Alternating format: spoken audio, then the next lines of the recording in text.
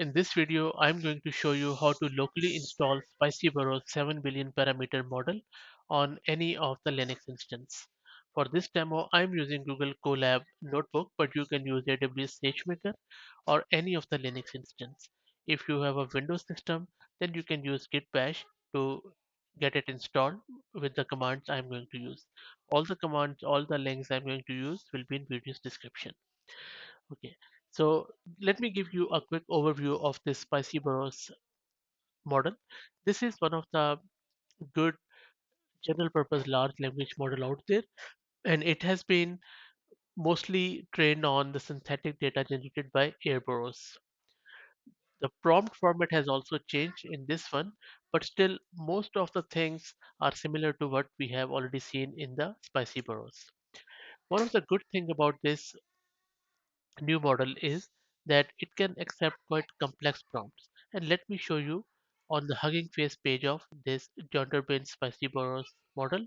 So if you scroll down a bit, then you would see that not only you can use fairly complex coding instructions such as these, but also you can use them as an inline criteria. That plus you can add a single space and use the plain format, and you can also do agent and function calling within the prompt. Okay, now let me show you how you can install it within the Google Colab. The first thing you need to do is to install the Transformers library, and then all of the prerequisites should be within that Transformers library, which are needed for this model, plus few more things. Okay, let's get started. For this video, I'm going to use this quantized version from the bloke, and again, as usual, hats off to the bloke for producing this GPTQ quantized version for Spicy Burrows, as he does with every other model. This is my Google Colab, and let me first install the transformer optimum and plus auto GPTQ because that is needed in order to use that bloke's quantized version. Let's wait for it to finish. Libraries are done. In the next step, let's download the model and then tokenize it with the tokenizer function.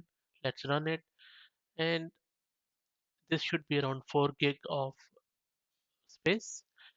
If you go to bloke's website, go to file net version, that should show you the size of this model, which you can see here around 3.9 GB. This is what it is going to do. So let's wait for it to finish. As you can see that it is still downloading that 3.9 gig of the model. Plus one more important point is that make sure that you are using GPU runtime. So in order to change it to GPU, you need to go to runtime in the menu and then change your runtime and make sure that it is using this T4 GPU. So that is needed for your quantization. So let's wait for this one to finish. Shouldn't take too long. As you can see, the speed is quite good. And once that's done, then we will check out the prompt. Model download is done. Now let's give it a prompt and then put it in the pipeline. This is a code to do it. So in the above step, we did the tokenizer thing. And then now we have specified a prompt. And I just took the prompt from John Durbin's Hugging Face page, and then I'm feeding it to this prompt template, creating some tokens, and then generating the output from the model, and then putting it in the pipeline and then printing it. So let's run it. Yeah, so it has given us an error. Okay, I think this needs a bit of massaging because I'm using this prompt. So let me make it a bit simpler.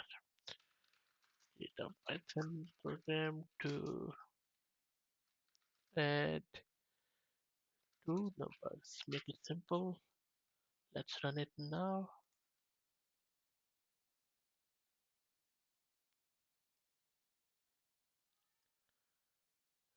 And the model is running now.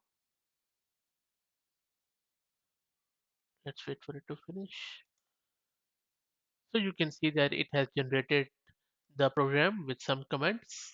There you go. And then it has given me some more information around it, which I am not going to use, but fairly good.